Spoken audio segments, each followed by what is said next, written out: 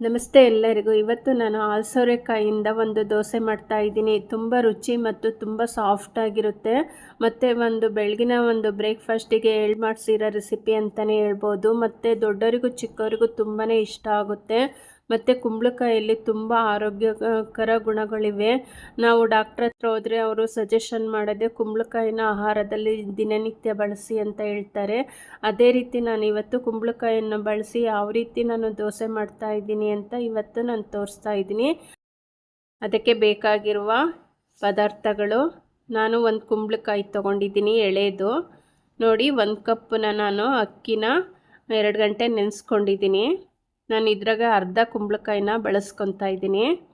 ನೋಡಿ, ಕುಂಬಳಕಾಯಿ ಸಿಪ್ಪೆ ಎಲ್ಲ ನಾನು ತಕ್ಕೊತಾ ಇದ್ದೀನಿ. ಇವಾಗ ಇದನ್ನು ತುರ್ಕೊತಾ ಇದ್ದೀನಿ. ನೋಡಿ, ಈಗ ನಾನು ತುರಿದಿರೋ ಕುಂಬಳಕಾಯಿನ ತಕ್ಕೊತಾ ಇದ್ದೀನಿ ಒಂದು ಬೌಲಿಗೆ. ಈಗ ಅಕ್ಕಿ 2 ಗಂಟೆ ನೆಂದಿದೆ, 1 ಕಪ್ಪು. ಇದಕ್ಕೆ ಇನ್ನೊಂದು ಸ್ವಲ್ಪ ರುಚಿ ಬರೋದಕ್ಕೆ 2 ಹಸಿಮೆಣಸಿಕಾಯಿ ಹಾಕ್ಕೊಂಡಿದ್ದೀನಿ, 2 ಬೆಳ್ಳುಳ್ಳಿ ಹಾಕ್ಕೊಂಡಿದ್ದೀನಿ, 1 ಇಂಚು ಹಸಿ ಶುಂಠಿ, 1 ಸ್ಪೂನು ಜೀರಿಗೆ ಹಾಕ್ಕೊಂಡು ಈಗ ನಯಸ್ಸಿಗೆ ರುಬ್ಕೋಬೇಕು ಇದನ್ನು. ಅದು ಪಕ್ಕಕ್ಕಿರಲಿ. ಫಸ್ಟು ಕುಂಬಳಕಾಯಲ್ಲಿ ನೀರಿರುತ್ತಲ್ಲ ಅದನ್ನು ಹಿಂಡಿ ಚೆನ್ನಾಗಿ ತಕ್ಕೊಳ್ಳೋಣ. ರುಬ್ಬೋದಕ್ಕೆ ಬೇರೆ ನೀರು ಬಳಸೋದು ಬೇಡ, ಇದೇ ನೀರು ಹಾಕ್ಕೊಂಡ್ರೆ ಆಯಿತು. ನೋಡಿ, ಚೆನ್ನಾಗಿ ಹಿಂಡ್ಕೋಬೇಕು, ತುಂಬಾ ನೀರಿರುತ್ತೆ ಇದರಲ್ಲಿ.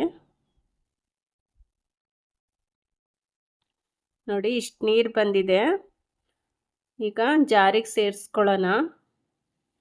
ಬೇಕು ಅಂದರೆ ನೀವು ಇನ್ನೂ ಸ್ವಲ್ಪ ನೀರು ಹಾಕ್ಕೋಬೋದು.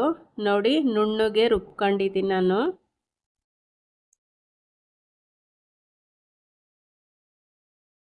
ನೋಡಿ, ನಯಸ್ಸಾಗಿ ರುಬ್ಬಿದ್ದೀನಿ. ಈಗ ಒಂದು ಬೌಲಿಗೆ ತಕ್ಕೊತಾ ಇದ್ದೀನಿ. ಜಾರಲ್ಲಿರುತ್ತಲ್ಲ ಒಂದು ಸ್ವಲ್ಪ ನೀರು ಹಾಕ್ಕೊಂಡಿದ್ದೀನಿ. ಈಗ ಕುಂಬಳಕಾಯಿನ ಸೇರಿಸ್ಕೊಂಡಿದ್ದೀನಿ. ಸಣ್ಣದಾಗಿ ಹೆಚ್ಚಿರೋ ಈರುಳ್ಳಿ, ಕೊತ್ತಂಬರಿ ಸೊಪ್ಪು ಮತ್ತು ಚಿಲ್ಲಿ ಫ್ಲೇಕ್ಸ್ 1 ಸ್ಪೂನು, ರುಚಿಗೆ ತಕ್ಕಷ್ಟು ಉಪ್ಪು ಹಾಕಿ ಚೆನ್ನಾಗಿ ಮಿಕ್ಸ್ ಮಾಡ್ಕೊತಾ ಇದ್ದೀನಿ.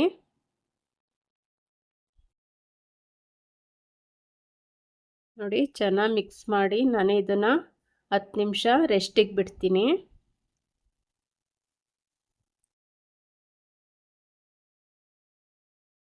ಈಗ ಅದಕ್ಕೊಂದು ಚಟ್ನಿ ಮಾಡ್ಕೊಳ್ಳೋಣ. ಈರುಳ್ಳಿ, ಹಸಿ ಟೊಮೊಟೊ, ಬೆಳ್ಳುಳ್ಳಿ, ಕೊತ್ತಂಬರಿ ಸೊಪ್ಪು ಎಲ್ಲ ಹಸಿ ಇದೆ ರುಬ್ಕೊಳ್ತಾ ಇದ್ದೀನಿ. ಇದಕ್ಕೆ ರುಚಿಗೆ ತಕ್ಕಷ್ಟು ಉಪ್ಪು, ಖಾರದ ಪುಡಿ 2 ಸ್ಪೂನ್ ಹಾಕ್ಕೊತೀನಿ ಖಾರಕ್ಕೆ. ತುಂಬ ಚೆನ್ನಾಗಿರುತ್ತೆ. ಈ ದೋಸೆಗಂತೂ ತುಂಬ ಒಳ್ಳೆ ಕಾಂಬಿನೇಷನ್ ಅಂತ ಹೇಳ್ಬೋದು ಈ ಚಟ್ನಿ. ಇದಕ್ಕೊಂದು ಒಗ್ಗರಣೆ ಕೊಡೋಣ. ಎಣ್ಣೆ, ಸಾಸಿವೆ, ಕರಿಬೇವು ಹಾಕಿದ್ದೀನಿ. ಸಿಂಪಲ್ ಚಟ್ನಿ, ತುಂಬ ರುಚಿ ಇರುತ್ತೆ ಸಿಂಪಲ್ಲಾಗಿದ್ರೂ. ಟ್ರೈ ಮಾಡಿ ನೋಡಿ ಒಂದ್ಸರಿ, ನೀವೇ ಹೇಳ್ತೀರಾ. ನೋಡಿ, ಚಟ್ನಿ ರೆಡಿ ಆಯಿತು. ಈಗ 10 ನಿಮಿಷ ಆಯ್ತಲ್ಲ, ದೋಸೆ ಇಟ್ಟು ನೋಡೋಣ.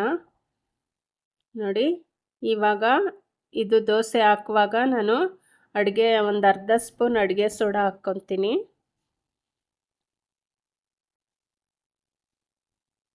ಇನ್ನೊಂದು ಸರಿ ಚೆನ್ನಾಗಿ ಮಿಕ್ಸ್ ಮಾಡಿ. ಸೋಡಾ ಹಾಕಿದ್ಮೇಲೆ ಜಾಸ್ತಿ ಹೊತ್ತು ಹಿಟ್ಟು ಹಾಗೆ ಇಡಬಾರ್ದು, ದೋಸೆ ಮಾಡಿಬಿಡ್ಬೇಕು. ಈಗ ನೋಡಿ, ದೋಸೆ ಹಂಚಿಗೆ ನಾನು ನೀರು ಹಾಕಿ ಎಣ್ಣೆ ಹಚ್ಕೊತಾ ಇದ್ದೀನಿ. ಈ ದೋಸೆನ ಒಂದು ಸ್ವಲ್ಪ ಮೀಡಿಯಮ್ ದಪ್ಪಾಗೆ ಮಾಡ್ತಾರೆ, ತೆಳು ಏನು ಮಾಡಲ್ಲ ಇದನ್ನು. ನೋಡಿ, ಮೀಡಿಯಮ್ಮಾಗೆ ಅಗಲವಾಗಿ ಮಾಡ್ಕೊಳ್ಳೋದು ಇದನ್ನು. ತುಂಬ ರುಚಿ ಇರುತ್ತೆ. ಒಂದ್ಸಲ ಟ್ರೈ ಮಾಡಿದ್ರೆ ಗೊತ್ತಾಗುತ್ತೆ ನಿಮಗೂ ಸಹ ಇದ್ರ ಟೇಸ್ಟು.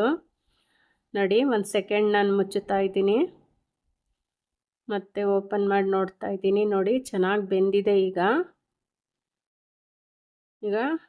1-2 ಸ್ಪೂನ್ ಎಣ್ಣೆ ಹಾಕ್ಕೊತೀನಿ. ಒಂಚೂರು ಎಣ್ಣೆ ಹಾಕಿದ್ರೆ ಟೇಸ್ಟ್ ಬರುತ್ತಿದ್ದು. ನೋಡಿ, ಟರ್ನ್ ಮಾಡ್ಕೊಂಡಿದ್ದೀನಿ.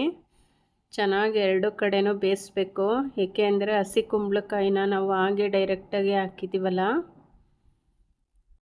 ನೋಡಿ, 2 ಸೈಡು ಚೆನ್ನಾಗಿ ಬೇಯಿಸ್ಕೊಂಡು ತಕ್ಕೊತೀನಿ ಇದನ್ನು. ಅಷ್ಟು ಸಾಫ್ಟಾಗಿರುತ್ತೆ, ಬಾಯಲ್ಲೇ ಕರಗುತ್ತೆ. ಒಂದ್ಸಲ ಟ್ರೈ ಮಾಡಿ ನೋಡಿ, ಗೊತ್ತಾಗುತ್ತೆ ಇದ್ರ ಟೇಸ್ಟ್ ನಿಮಗೂ ಸಹ.